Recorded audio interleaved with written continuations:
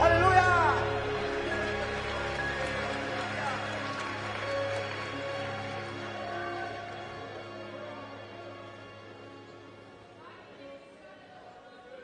A paz do Senhor.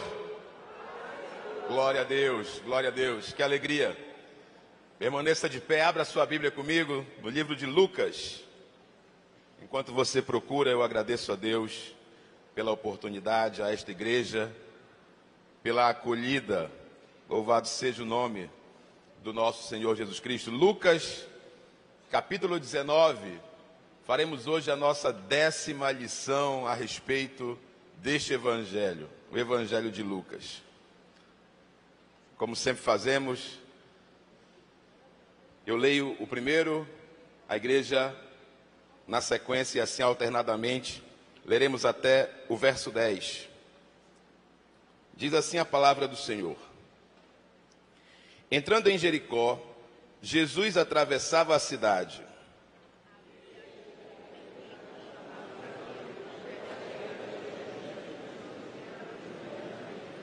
Procurava ver quem era Jesus, mas não podia por causa da multidão, por ser ele de pequena estatura.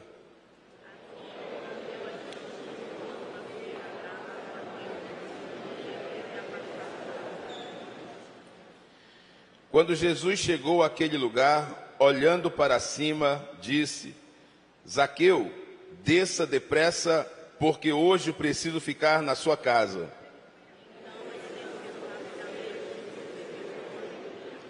Todos os que viram isto murmuravam, dizendo que Jesus tinha se hospedado com um homem pecador.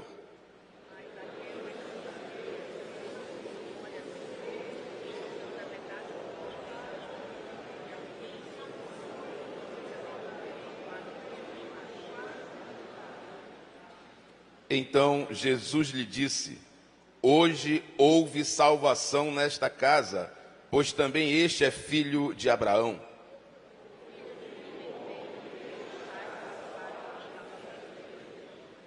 Amém. Vamos ler a partir do 28 agora, no mesmo capítulo. A partir do verso 28, do mesmo modo, alternadamente. E depois de dizer isto, Jesus prosseguia a sua viagem para Jerusalém.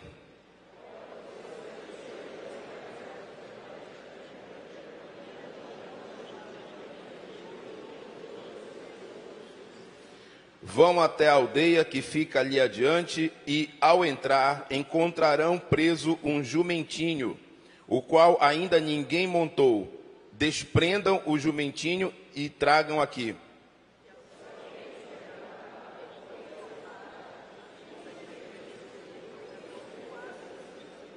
E, indo os que foram mandados, acharam tudo conforme Jesus lhes tinha dito.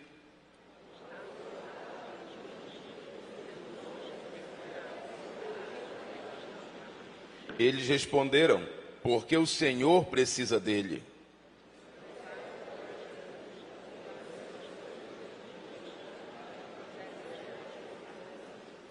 À medida que Jesus avançava, as pessoas estendiam as suas capas no caminho.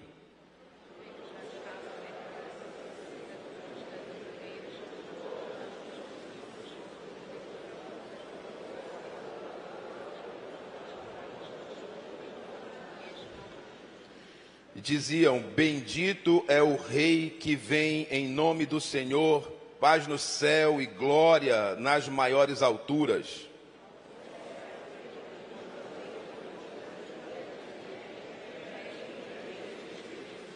Mas Jesus respondeu: eu afirmo a vocês que, se eles se calarem, as próprias pedras clamarão.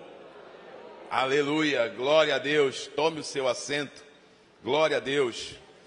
Queridos, nós abrimos esta lição tratando de uma figura a quem Lucas dedica uma relevante atenção. É a figura de Zaqueu. Nós precisamos entender um pouquinho, voltar um pouquinho. No final do capítulo anterior, quando Jesus, já na sua caminhada para Jerusalém, já ciente de que ele vai viver os últimos dias da sua vida física, da sua vida humana, exclusivamente humana. Jesus, passando por Jericó, é abordado, ele ouve o clamor de um homem, um mendigo ali, um cego, um homem muito pobre, um homem esquecido, um homem marginalizado, um pária da sociedade, alguém completamente à margem de tudo, que clama, filho de Davi, Jesus, filho de Davi, e Jesus pede que o tragam e ele é curado. Jesus pergunta, o que você quer? Ele diz, eu quero ver, e ele é curado. E quando Jesus, então, entra em Jericó, bem na sequência, ele tem um novo encontro. Não é uma viagem monótona, não é uma peregrinação monótona. Jesus está realizando, né, ativamente o seu ministério. E ele encontra agora um outro perfil, é Zaqueu, o chefe dos coletores, o chefe dos publicanos em toda aquela região de Jericó. Jericó é uma cidade abundante, é uma cidade rica, é uma cidade comercial, é um centro comercial importante daquela região, que travava relações comerciais com Damasco, com Tiro, com Sidom, e, portanto, era um local de grande arrecadação financeira, era um local de grande arrecadação de tributos. E a Bíblia diz que Zaqueu é chefe dos coletores, é chefe dos publicanos, é chefe dos cobradores de impostos. Significa que é alguém de reputação relevante, significa que é alguém de alguma influência social, apesar de ser, na ótica do povo judeu, um ladrão. Os coletores de impostos, os publicanos eram, na ótica do povo judeu, ladrões, eram traidores, né, do seu povo. Mas, financeiramente, um homem poderoso, financeiramente, um homem influente, junto ao Império Romano, alguém que se fazia ouvir. Não é um alguém qualquer. E Lucas relata que quando Zaqueu vê o burburinho da multidão, é importante dizer que Jesus está sempre cercado de muita gente, é claro, né, é um longo período, são anos de ministério, curando, expulsando demônios, fazendo o cego ver, fazendo o coxo andar. É muito tempo já, são anos de milagres e anos de uma pregação poderosa. A Bíblia diz que muitos se admiravam da autoridade de Jesus. Então não é alguém comum, não estamos falando de alguém comum. Estamos falando do Filho de Deus, do Senhor Jesus. Quando Zaqueu vê o burburinho da multidão, a agitação, o tumulto na cidade, ele deduz, certamente já havia um grande comentário também, eis que vem aí aquele, né, o Galileu, aquele Nazareno, que vem operando grandes coisas. E Zaqueu resolve subir numa árvore para ver Jesus. E aqui eu quero chamar a atenção para essa atitude. Veja, Zaqueu dá um primeiro passo de um processo importante na vida dele, um processo de conversão. Eu quero que entendam que é um homem ilustre. É como, se nós quiséssemos comparar com agora, é como um delegado de Receita Estadual, delegado da Fazenda Estadual. É alguém ilustre.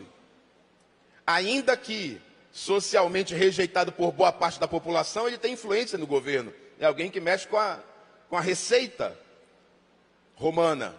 E ele resolve subir numa árvore, o que os irmãos dão de convir, que no mínimo é uma cena constrangedora, estranha para um homem naquela posição.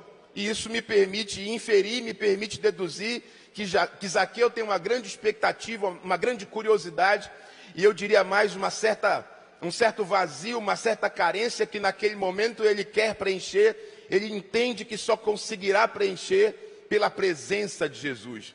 Não se trata de alguém que está curioso para ver uma celebridade. Se trata de um homem que, apesar de ter muito dinheiro, experimenta um vazio existencial, uma falta existencial.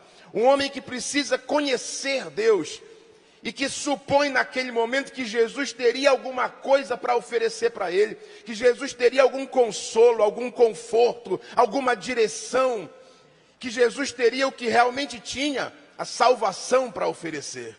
Veja, Zaqueu é um desses homens, é uma dessas pessoas que aparentemente tem todos os motivos para não precisar de nada, mas precisa de muito, precisa de Jesus.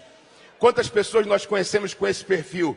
Aparentemente bem-sucedidas, do ponto de vista humano, absolutamente bem-sucedidas, famosas, poderosas, influentes, mas que intimamente carregam um vazio profundo e dizia um dos grandes escritores russos: todo homem tem em si um vazio que é do tamanho de Deus. Zaqueu tinha esse vazio. Por isso que imediatamente, sem pensar muito, sem avaliar se estava vivendo uma situação ridícula ou não, ele sobe no sicômoro, ele sobe numa árvore. E quando Jesus entra na cidade e chega bem embaixo da árvore, diz assim: Zaqueu, desce, porque hoje eu vou ficar na tua casa.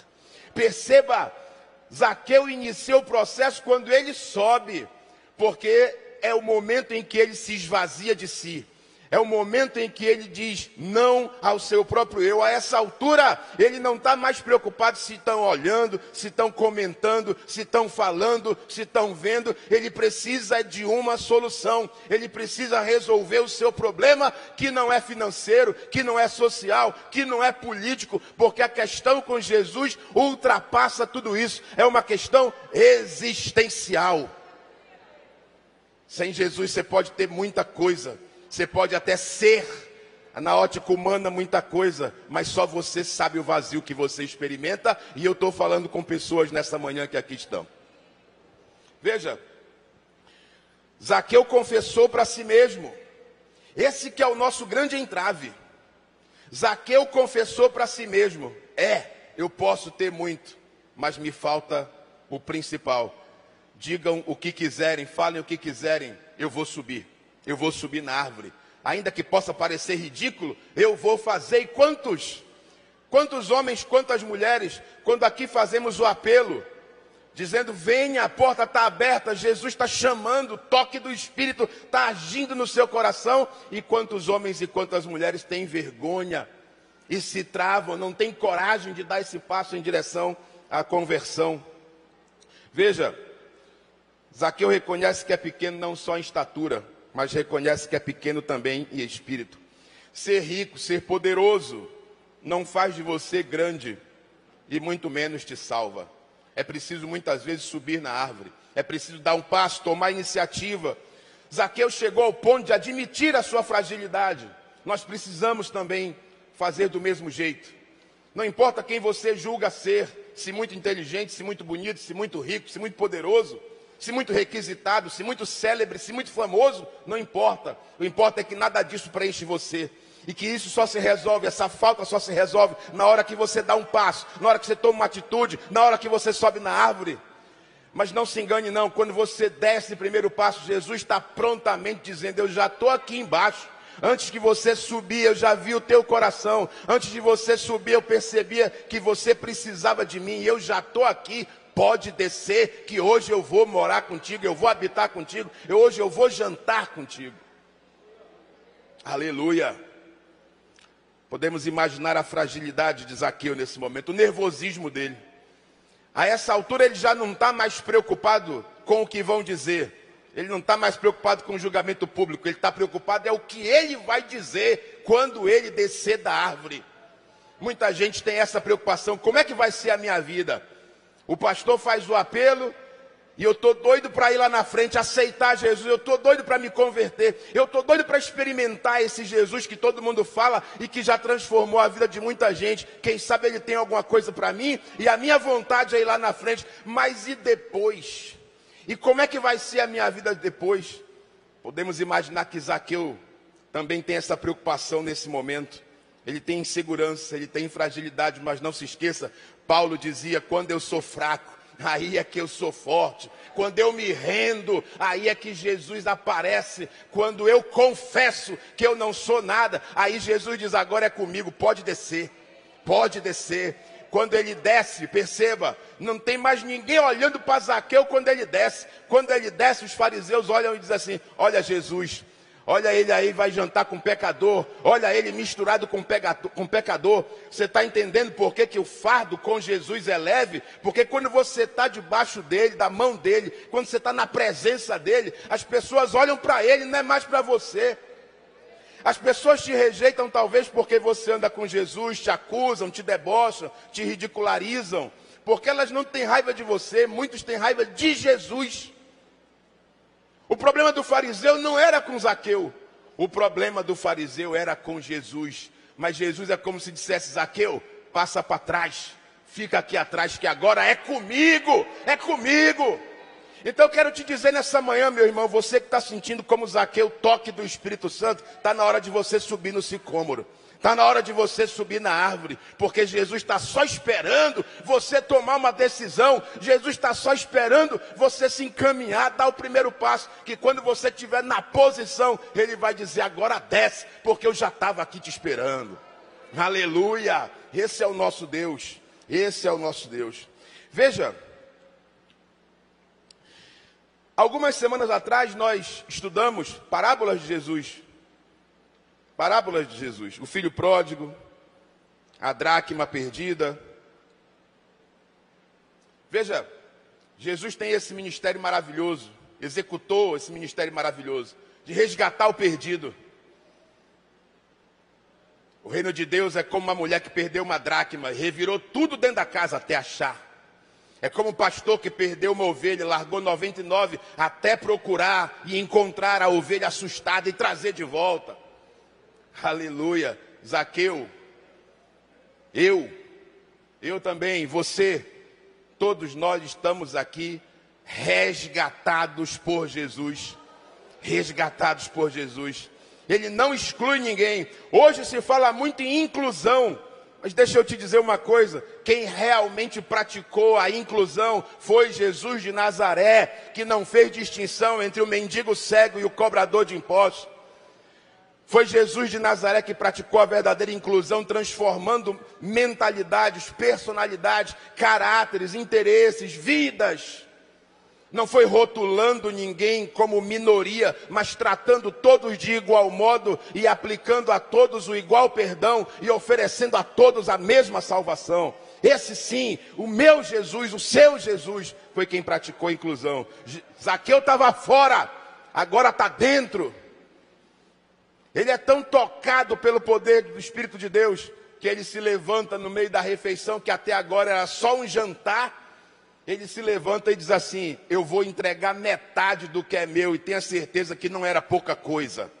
Eu vou entregar metade, se eu defraudei alguém, eu vou devolver 4 vezes mais. E até agora, está todo mundo apenas jantando. Está todo mundo apenas numa refeição praticamente convencional, até formal, eu diria.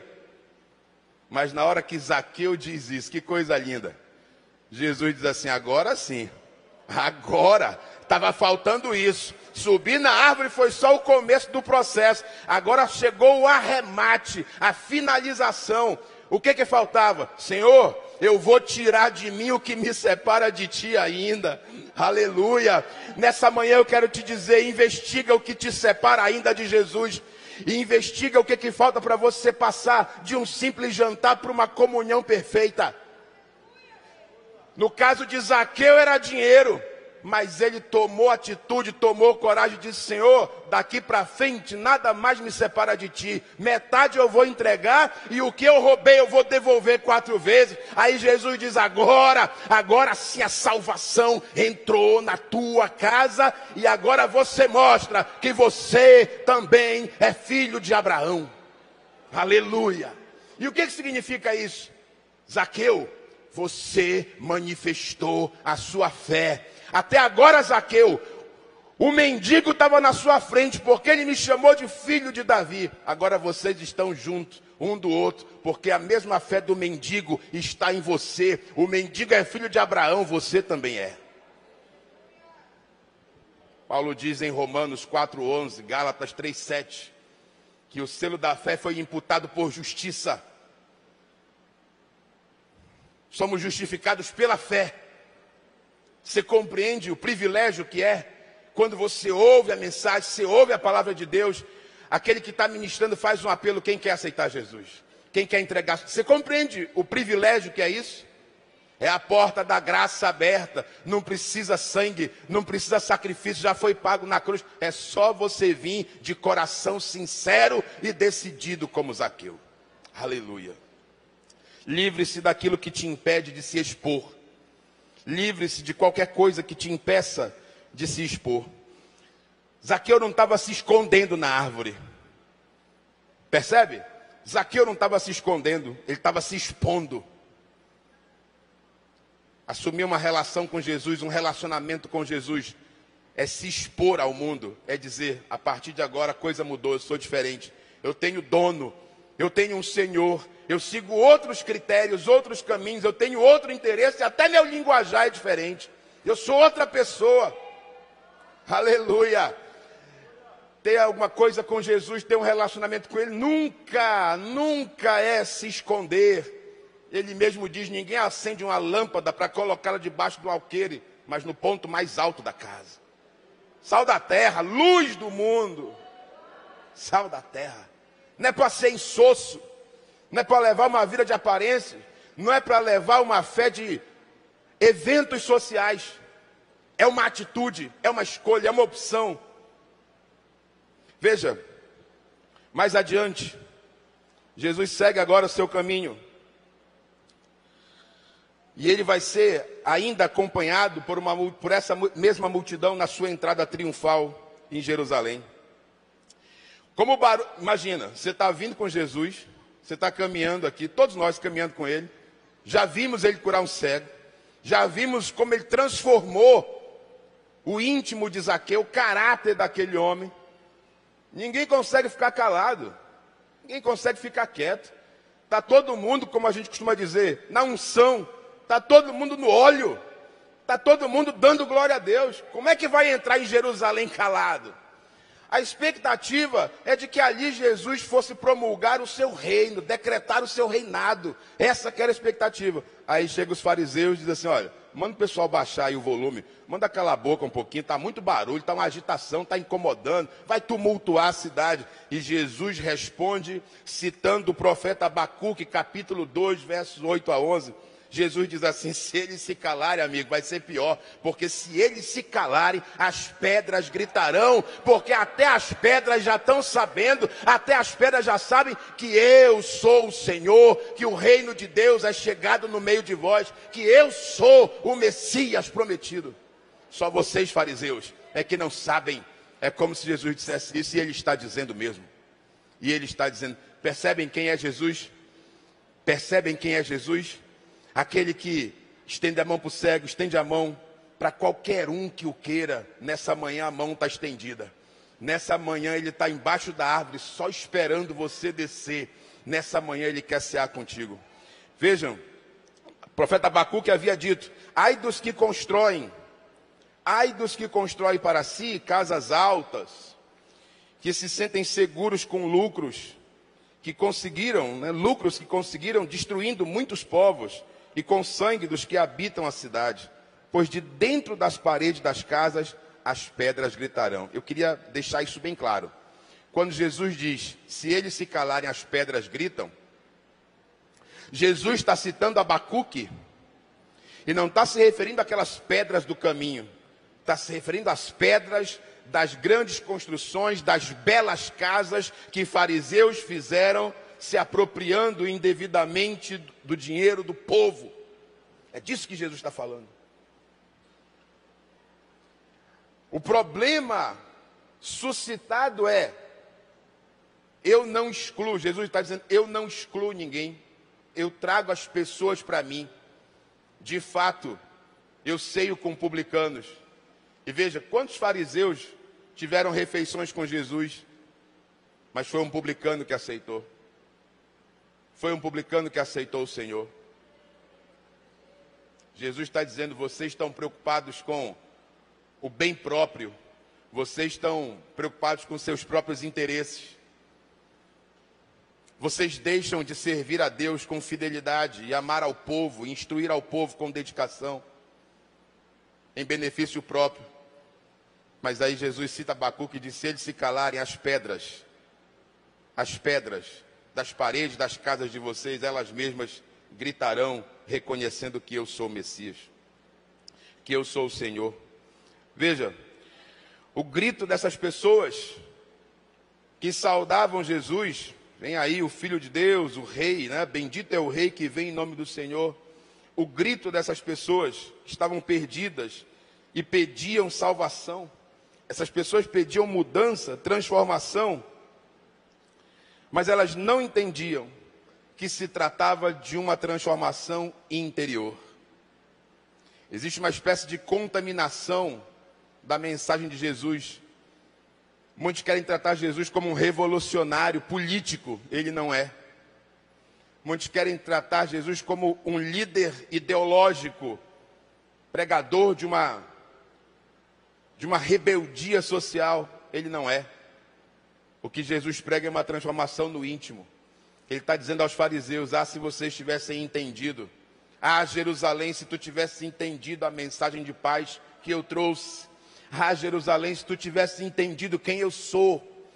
Jerusalém, se tu tivesse entendido que aqui na minha vida, na minha chegada, na minha entrada, se cumpre uma promessa. Jerusalém, se tu tivesse entendido que eu sou aquele de quem falou o profeta Zacarias: eis que o teu rei adentra nos teus portões, montado num jumento, filho de jumentinha, disse o profeta. Mas ninguém entendeu, os fariseus não entenderam, o povo entendeu. Sabe por que o povo entendeu? Porque o povo estava à margem, esquecido, abandonado. Quando Jesus chega, ele salva, cura, purifica, restaura, transforma vidas. É por isso que ninguém aguenta ficar calado. Quem aguenta ficar calado na presença de alguém que transformou a sua vida, que te tirou das trevas para a sua maravilhosa luz? Ninguém aguenta. Por isso que ele está dizendo: é melhor eles gritarem, porque se eles não gritarem, as pedras das paredes que vocês construíram com o sangue deles, até as pedras vão gritar. Aleluia, aleluia. Eu não estou dizendo que Jesus ama prioritariamente aqueles que têm condições sociais difíceis. Eu estou dizendo que Jesus ama todos aqueles que se apresentam diante dele esvaziados de si mesmo. Senhor, humanamente falando eu tenho muito, mas espiritualmente eu não tenho nada. Enche-me do teu espírito.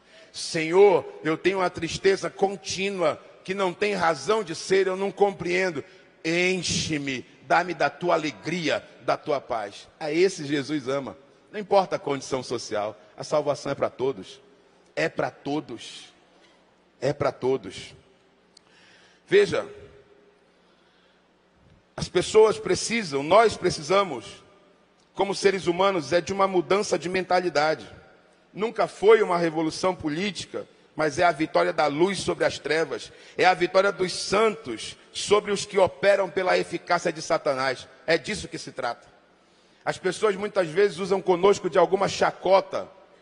Quantas vezes já não ouvimos: cadê o tal Jesus que já está falando há muito tempo que vem e nunca aparece? As pessoas não compreendem como nós somos alegres, felizes, transformados, renovados por Jesus. Elas não compreendem. Acham que nós somos um problema na sociedade. Acham que nós somos um problema no mundo. Mas não demora muito, o problema vai desaparecer, porque nós estaremos com Jesus nos ares. Não demora muito, aqueles que nos recusam, nos rejeitam, e só fazem isso porque na verdade rejeitam Jesus. Não demora muito, eles estarão sozinhos. A igreja não estará mais aqui. Aleluia. Adiante. Já dentro de Jerusalém, diante do templo, Jesus lamenta. Após o seu lamento, após ele ter lamentado que Jerusalém não o reconheceu, ele agora ouve os discípulos elogiando a arquitetura do templo, a engenharia do templo. Veja, são galileus, são homens do norte daquela região. Eles agora estão em Jerusalém, na capital, vendo aquele templo maravilhoso. Eles ficam deslumbrados. E Jesus anuncia três coisas. Três coisas. Primeiro, um princípio de dores. O cerco e destruição de Jerusalém. E terceira coisa, o dia do Senhor seguido da sua volta. Quando Jesus mencionou a destruição de Jerusalém, os discípulos fizeram uma associação com o que está em Isaías, achando que Jesus estava mencionando o fim do tempo da humanidade, o dia do Senhor. Mas não se tratava disso. Sabendo que havia uma confusão ali na cabeça dos discípulos, que Jesus estava falando da destruição de Jerusalém, que aconteceu realmente no ano 70. Jesus estava dizendo: olha, não vai ficar pedra sobre pedra do que vocês estão achando lindo, maravilhoso. Não vai ficar pedra sobre pedra. Então Jesus está dizendo, o que vai manter realmente a minha mensagem, a minha presença, não é o tempo, são vocês. Isso aqui não vai ficar pedra sobre pedra. E os discípulos imediatamente pensam que Jesus fala do dia do Senhor, mas ele diz, não, eu não estou falando disso. Porém, já que vocês estão preocupados com essa questão, eu vou dizer como tudo vai começar, eu vou anunciar o princípio de dores. Então veja, Jesus fala da destruição de Jerusalém, fala do princípio de dores, e em seguida, ele descreve o dia do Senhor e a sua volta. O dia do Senhor e o seu retorno. O que os discípulos pensaram é que Jesus estava se referindo ao fim de tudo, mas não era isso. Eu queria, nesse momento, antes de encerrar, já tratar desse momento que nós estamos vivendo. Eu acho que qualquer cristão já foi abordado, qualquer liderança já foi abordada dizendo por alguém que diz assim, qual é o tempo que nós estamos vivendo? Eu já fui abordado por um irmão que perguntou assim, pastor, qual o selo que já foi aberto? Quantos selos que já foram abertos? Calma, irmão, peraí. Não queira acelerar o relógio. Nós não estamos aqui para fazer conjecturas, né, arriscadas. Né? Estamos vivendo exatamente esse momento, daqui a pouco Jesus volta. Não estamos aqui para marcar data. Não estamos aqui para marcar data. Mas nós estamos atentos ao que ocorre no mundo, sim ou não? Quem está atento ao que ocorre no mundo? E aqui eu trouxe alguns dados, com a aval do pastor Felipe, que acabou de fazer assim para mim. Então, mas eu não vou me estender demais, tá? Mas eu trouxe alguns dados. Eu quero que você entenda o seguinte. Jesus, olhando o templo com os discípulos, eles todos admirados, Jesus diz assim, não vai ficar pedra sobre pedra. E eles dão um pulo e dizem assim, Senhor, quando é que vai ser? Quando é que vai acontecer o fim de tudo? Jesus não estava falando disso, estava falando do cerco e destruição de Jerusalém. Mas, como eles tocaram no tema do fim, Jesus adverte, calma, não vai ser rápido, tem um processo. Tem primeiro um princípio das dores, como contração de parto. Até chegar o dia da ira do Senhor, tem um processo. E Jesus passa a mencionar esse tempo chamado de princípio de dores. Eu quero advertir você para o seguinte, João, na sua primeira epístola, ele diz assim, meus irmãos, já é chegada a última hora. Então veja que, após a ascensão de Jesus, toda a igreja já está esperando que a qualquer momento o fim vai chegar. Jesus não marcou data nenhuma. Nós ainda estamos esperando. Por quê? Porque, na verdade, nós estamos vivendo a última hora. Mas a última hora não quer dizer que tudo vai acontecer mês que vem. Quer dizer que, desde o momento em que Jesus ascendeu ao céu, desde o momento em que o noivo foi preparar as núpcias, nós estamos esperando por ele. Desde o momento em que ele retornou para a sua glória, nós estamos aguardando e preparados. Quem está preparado? Amém. Glória a Deus, a igreja está adornada. Aleluia. Então veja, Jesus está dizendo, ainda vai demorar, tem um processo. Não é para ninguém relaxar, é para ficar atento. Mas tem um processo ainda. E ele diz o seguinte, no capítulo 21, a partir do verso 8, ele fala em guerras e revoluções. Ele diz, levantar-se-á nação contra nação. Eu quero rapidamente dizer alguns dados. Só para a gente mais ou menos entender o que estamos vivendo. Queridos, Eric Hobsbawm, um importante teórico do mundo contemporâneo, chamou o século XX de a era dos extremos. O século XX foi o século mais violento da história. Nós estamos já no século XXI, que não está sendo diferente. Eu quero trazer alguns dados. Em 1910 aconteceu uma revolução no México, a Revolução Mexicana, 1.500.000 mortos. A Primeira Guerra Mundial é de 14, 28 milhões de mortos. A Segunda Guerra Sino-Japonesa é de 1937, 25 milhões de mortos. A Segunda Guerra Mundial, 1939, 85 milhões de mortos. Jesus errou? Não. Jesus diz guerras e revoluções. Desde aquele momento. Aí todo mundo diz assim, mas sempre houve guerra. Claro, nós estamos vivendo a última hora. É claro, nós estamos vivendo o princípio de dores. Sempre houve. Vai continuar havendo até que ele volte. Até que ele volte. Veja, guerra do Congo, 5 milhões de mortos em 98. Guerra do Irã e Iraque, 1 milhão de mortos em 1980. Se cumpre o que Jesus falou. Os séculos, um a um, estão se tornando cada vez mais violentos. E o último século foi o mais violento de todos. A profecia de Jesus está se cumprindo. Adiante. Jesus fala em grandes terremotos. Eu levantei aqui alguns dados. Maio de 1960, o Chile sofreu com um terremoto que matou 1.600.000 pessoas. Em março de 64, o Alasca sofreu com um terremoto com 131 mortos. O número é menor porque a região não é povoada. Indonésia, dezembro de 2004, 230.000 mortos num terremoto terrível. Japão, em 2011. Rússia, em 52, média de 15.000 mortos. Vejam, os abalos sísmicos estão cada vez mais frequentes. Agora mesmo na Itália, cientistas estão preocupados com a atividade vulcânica na região, salvo engano, da Sicília, da Calábria, não me lembro agora qual a região da Itália, mas os cientistas estão preocupados com uma atividade vulcânica que pode alterar o movimento das placas tectônicas. Isso significa que Jesus estava certo e nós estamos assistindo tudo isso acontecer. Mas ele nos dá um motivo para nos alegrarmos. No final desta lição, Jesus diz assim, quando tudo isso estiver acontecendo, levantem a cabeça, olhem para o céu e fiquem felizes, porque está chegando o tempo da vossa redenção. Nós não estamos preocupados. Nós não estamos preocupados, nós não estamos com medo, porque nós sabemos a quem servimos, sabemos que Ele vai cumprir a sua promessa, sabemos a que Ele vem para juízo, mas o juízo não está sobre nós. Para nós o que nos aguarda é o casamento celestial, é a boda do Cordeiro. Então nós não estamos preocupados não.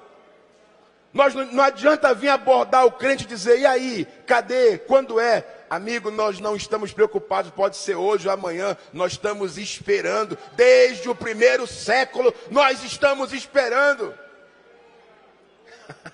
Glória a Deus, você pode dar um glória a Deus? Porque a sua vida não corre mais perigo. Aleluia, glória a Deus. Eu vou encerrar. Jesus falou em pragas, e aí eu só vou citá-las, algumas.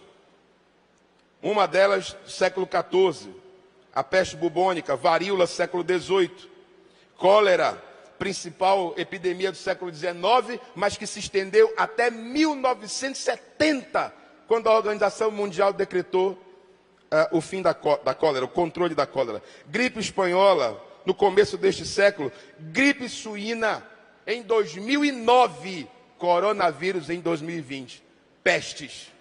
Está acontecendo ou não está acontecendo? Nós estamos preocupados ou não?